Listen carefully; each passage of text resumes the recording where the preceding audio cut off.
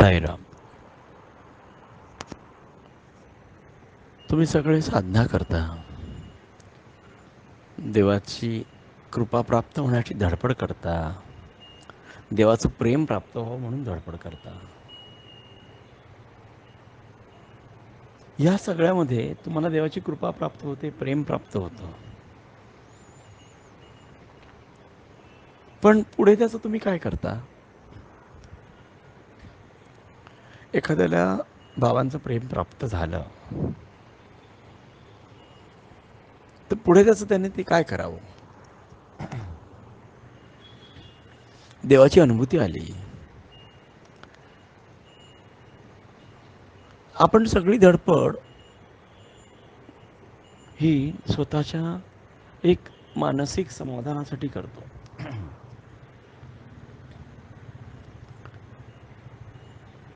मानसिक समाधान आपल्याला देवाबद्दल नेहमीच अप्रूप असतं. तो कसा आहे, काय आहे, मनाला कुठेतरी समाधान वाटावं म्हणून आपण या गोष्टी करतो. मनाला समाधान वाटावं म्हणून आपण डोनेशन्स देतो. मनाला समाधान वाटावं म्हणून आपण मंदिर प्रतिष्ठापना करतो. त्यात देवाचाही संकल्प असतात. ह्या सगळ्या गोष्टी आपण करत असतो. पण यामध्ये देवाबरोबर आहोत तोपर्यंत सरळ असतो.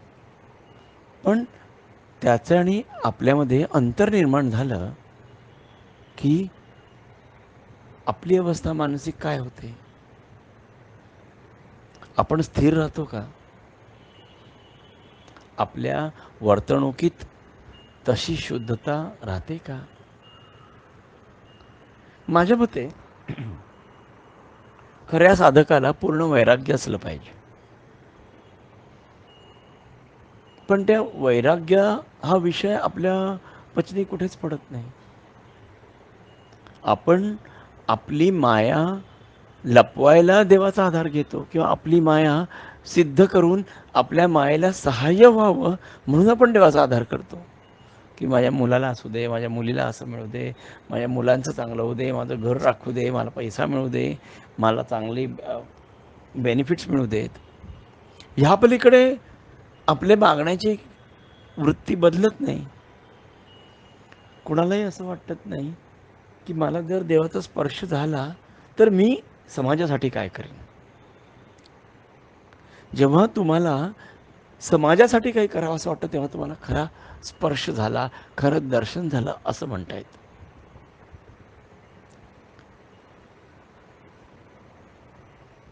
कारण स्वतःकडे पाहता पाहता सगळं विश्वच माझ्या स्वरूपात नटलेलं आहे. तर ज्या ज्या गोष्टी गरजेच्या आहेत त्या सुधारणं, त्याचबरोबर माझ्यातले दोष मी काढणं. तुम्ही जर स्वतःतले दोष काढले नाहीत, स्वतःच्या मर्यादा ओळखल्या नाहीत, तर तुमचं आध्यात्मिक ज्ञान हे खोट आहे. कुठे थांबायचं, कुठे नाही, काय इच्छा करायच्या, काय इच्छा नाही करायच्या, आपली योग्यता काय, आपण कुठपर्यंत पुढे जायचं हे जर कळलं नाही तर तुमचं अध्यात्म हे अपंग राहतं, ते परिपूर्णतेला जात नाही. तुम्ही बघता कितीतरी माणसं आध्यात्मिक तुम्ही पाहता तुमच्या डोळ्याने, नुसतं देवदर्शन होऊन काही पुरेसं नाही आहे. त्याच्या देवदर्शनाच्या पलीकडेही काहीतरी आहे. कुठेतरी सगुणत्व आहे, कुठेतरी निर्गुणत्व सुद्धा आहे. ते महत्त्वाचं. सगुणाची साथ घेता घेता सहज निर्गुणात जाता येणं हे नाही शिकलात आणि स्वतःतले दोष नाही काढलात तर अध्यात्म खोटं आहे. ते अध्यात्म जसं जेवताना एखादी चटणी घ्यावी ते चवीला घ्यावं तेवढं अध्यात्म तुम्ही घेता. यापुढे अध्यात्माची तुम्हाला गरज नाही आहे. तुमच्या अपेक्षेपुरतं, आवडीपुरतं, गरजेपुरतं अध्यात्म हे अध्यात्म खोटं आहे. तुम्हाला त्यात काहीच प्राप्त होणार नाही. सर्वस्वाचा त्याग, हा सगळ्या इच्छांचा त्याग, सगळ्या अपेक्षांचा त्याग, सगळ्या स्वप्नांचा त्याग, ह्याला अध्यात्म म्हणता येतं. आणि देवाशी निगडीत झाल्यावर सगळ्या नात्यांना तिलांजली देणं, सगळ्या मायेला तिलांजली, हे महत्त्वाचं आहे. तुम्हाला देवाशी निगडीत का होता येत नाही याचा मी शोध घेत असतो. तेव्हा मला कळतं काही काही लोकांचं वागणं असं असतं की ते मायेच्या पलीकडे जाऊ शकत नाहीत. असं तुम्ही तुमच्या वागणुकीतून दाखवत असता. मी तुम्हाला निरीक्षत असतो. मी सर्वज्ञ आहे असं माझं म्हणणं नाही. पण माझ्यातले इंडिकेटर्स मला प्रत्येकापर्यंत पोहोचवत असतात. तुम्ही तेवढ्यापुरती साधना करता, बाबा करता, भेटता, बोलता, बाता मारता आणि मग विसरून जाता. तसं माझं जीवन मला ठेवता येत नाही. सर्वस्वाचा त्याग केल्याशिवाय बाबांच्या पदावर नाही आरूढ होता येत.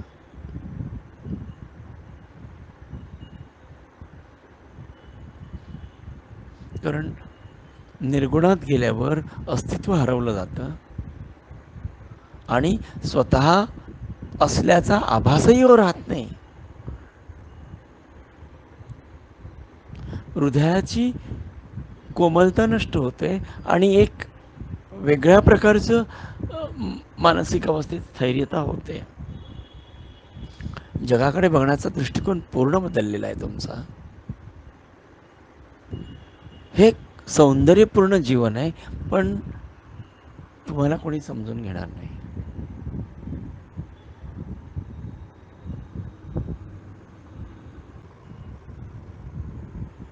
तुम्हाला कोणी समजून घेणारं नसतं.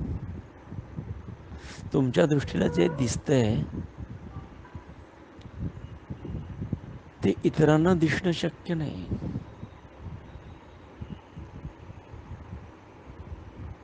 कारण तुमच्या जीवनात एक वायुतत्व प्रवेश करतं, एक एक चैतन्य प्रवेश करतं आणि त्याच्याशी तुमचं निगडीतता येते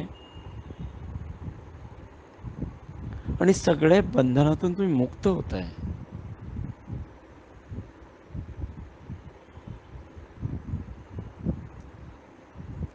कुठेही त्रागा नाही, कुठेही कटकट नाही, कुठेही भांडण नाही, कुठेही यातना नाही. सहज तरंगणं आहे, सहज विचार करणं आहे, सहज काही गोष्टींवर ॲक्शन्स घेणं आहे.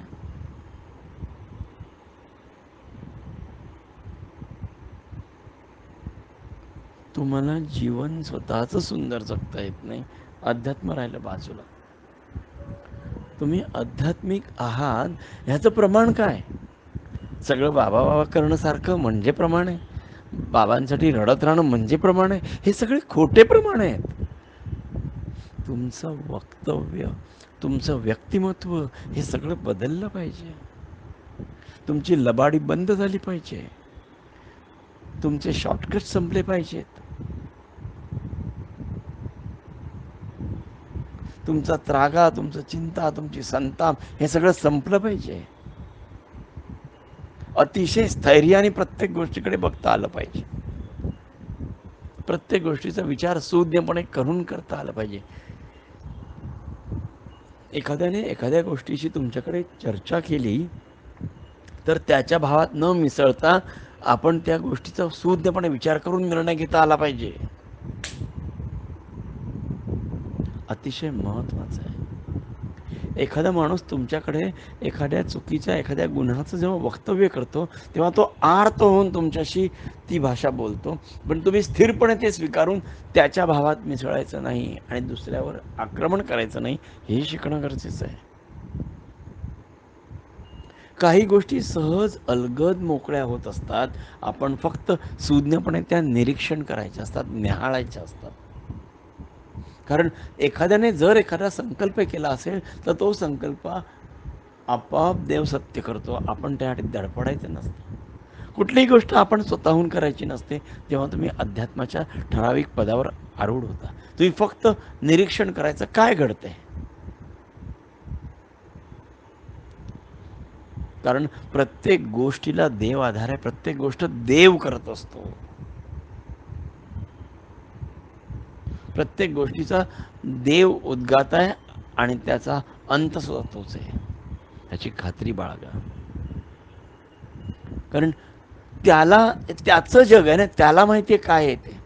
फक्त तुम्ही अनभिज्ञ आहात, तुम्ही त्यापासून दूर आहात. त्यामुळे तुमच्या जीवनात काही नवीन गोष्ट घडली की तुम्हाला आश्चर्य वाटतं, पण देवाला त्यासाठी काहीच नाही ना. देवासाठी ते तसं नॉर्मल आहे.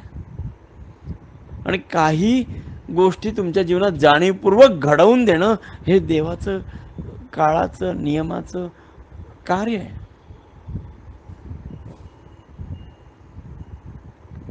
तुम्हाला वाटतं असंच चाललेलं, असंच चालेल, आणि अचानक बदल होतो. काही तुम्ही चांगलेपणे घेता, काही काही तुम्हाला त्याचं खंत होते. काही असो, ह्याने देवाला काही फरक पडत नसतो तुमच्या जीवनात काही असेल त्याने. पण तुमचा देवाकडे जाण्याचा अप्रोच बदलला, दृष्टिकोन बदलला, तेवढं कॅज्युअली घेतलं, तर तुम्ही गुन्ह्यास पात्र ठरता. कारण तुम्हाला देव कळला नाही म्हणून तुम्ही चूक करायला धजावता. एखादा माणूस चूक करायला का धजावतो? कारण त्यांनी त्याचं अस्तित्व स्वीकारलं नाहीये. जर अस्तित्व स्वीकारलं असतं तर चूक चूक नाही होणार. तुम्ही स्वीकारलंच नाही ना. त्याला तुम्ही ऍक्सेप्टच केलं नाही देवाला. तुम्ही तुमच्या जीवनाचा एक भाग म्हणून त्याकडे कधी पाहिलंच नाहीये. कारण तुम्ही स्वतःचे आत्मकेंद्री एवढे आहात, स्वतःचे आत्मस्वार्थी एवढे आहात की तुम्हाला जगाकडे पाहताच येत नाही. तुमचं कुटुंब आणि तुम्ही एवढीच तुमची जगाची झेप आहे, तुमच्या अध्यात्माची झेप आहे. माझा फायदा कसा होईल एवढ्याच समजुतीच्या कक्षा असेल तर अध्यात्म तेवढ्यापुरतं, भजनापुरतं ठीक आहे. पुढे संपले तुमच्या जीवनात अध्यात्म. भजन गायलं म्हणजे आध्यात्मिक नाही झालो. 2 वेळा जप केला म्हणून आध्यात्मिक नाही झालात.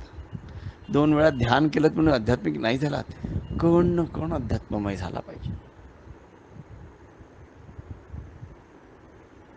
जेव्हा तुमचा रक्ताचा थेंब न थेंब आध्यात्मिक होईल तेव्हा तुम्ही आध्यात्मिक, श्वास न श्वास आध्यात्मिक होईल तेव्हा तुम्ही तसे. तुम्हाला आध्यात्मिक जगायला शिकायचं आहे. अध्यात्माचा उपयोग करून बेनिफिट नाही घ्यायचा आहे कुठला. जर तुम्ही कुठला बेनिफिट घेतला तर तुम्ही गुन्हेगार आहात आणि तुम्ही त्या पदास योग्य नाही.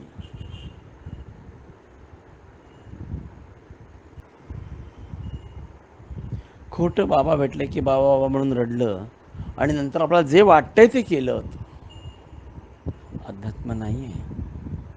तुमच्यापासून कोणालाही त्रास होता कामा नये याची खबरदारी घेतली तर आध्यात्मिक आहात. अशी खबरदारी घेता का की माझ्यापासून कुणालाही त्रास होता कामा नये, अशी मनाची वृत्ती होते का? कारण सगळं विश्वच जर बाबामय आहे तर मी कोणाला का त्रास द्यावा? आणि मी माझा हट्ट, तुमचे हट्ट, अहंकार हे सगळे सगळे असे कोलमडून खाली कोसळले पाहिजेत. खोटं अध्यात्म करू नका, खरं अध्यात्म करा. आपल्या वृत्ती 10 वेळा तपासा, 100 वेळा स्वतःला सुळावर देऊन तू स्वतःची आत्महत्या करा. स्वतःला तलवारीच्या धारेवर ठेवावं लागतं सर्वस्वाचा त्याग करायला.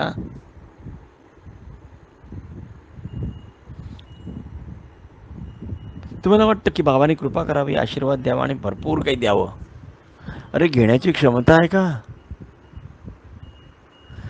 ते पचवायची ताकद आहे का?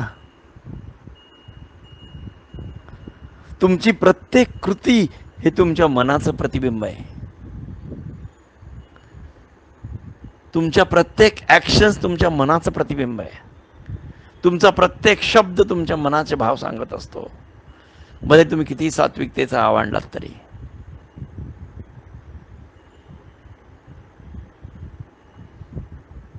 तुम्हाला असं वाटतं की बाबांना काय कळत नाही?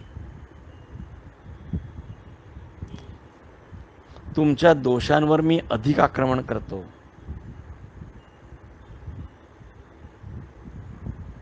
तुमच्याकडे गुण आहेत म्हणून तुम्ही बाबांबरोबर टिकून आहात, मग दोष शोधून काढा ना.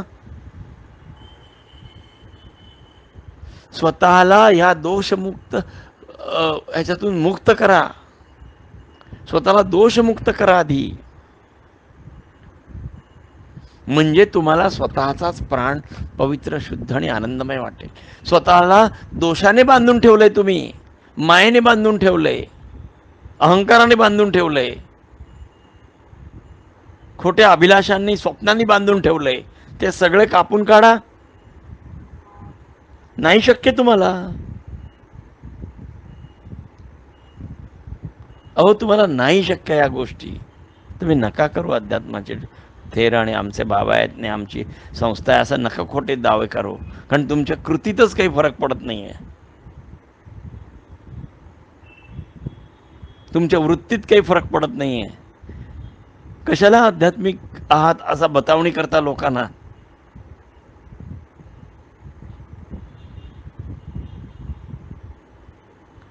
आध्यात्मिक होण्याची पात्रता आपल्याकडे आधी अंगी बाणवा.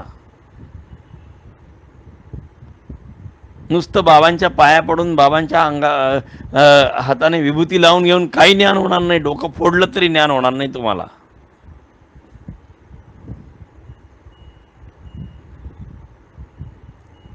100 मंदिर उभा राहो, डोक्यात काही गेलंच नाही.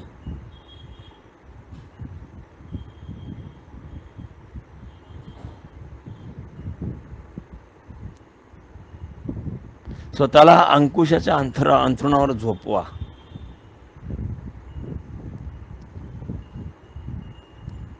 स्वतःच्या प्रत्येक चुकीबद्दल स्वतःला शिक्षा घ्या.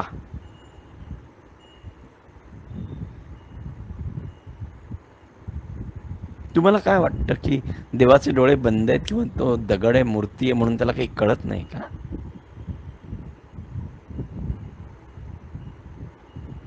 देवा इतकं सुज्ञ आणि अतिशय चणाक्ष आणि अतिशय हुशार असं जगात कोणीच नाही आहे.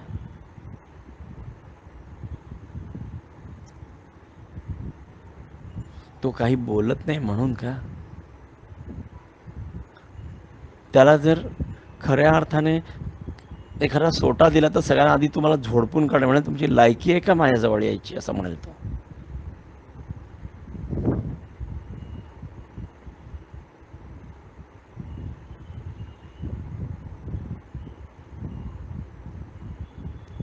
अशा चुका करणाऱ्याला मला वाटतं असं सडकून झोडपून काढावं मनमुराद.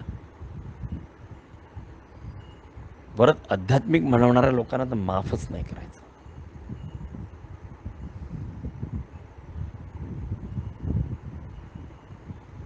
स्वतःला सुधारा.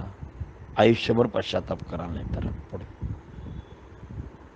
पश्चातापाशिवाय दुसरं काही शिल्लक होणार नाही. स्वतःला सुधारून जर न सुधारता जर असे गुन्हे करत राहिलात तर. कधीतरी लोक आपली कर्म घोटाळे करून घेत आहेत. बाबांबरोबर राहून घोटाळे केलेले आहेत.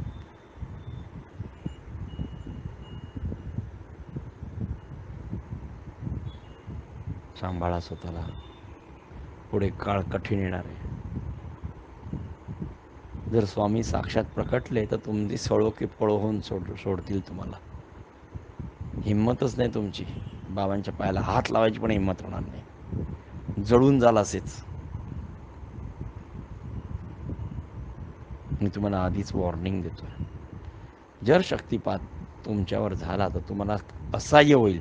म्हणून स्वतःच्या चुका सुधारा आणि बाबांच्या बाबतीत गुन्हे करू नका.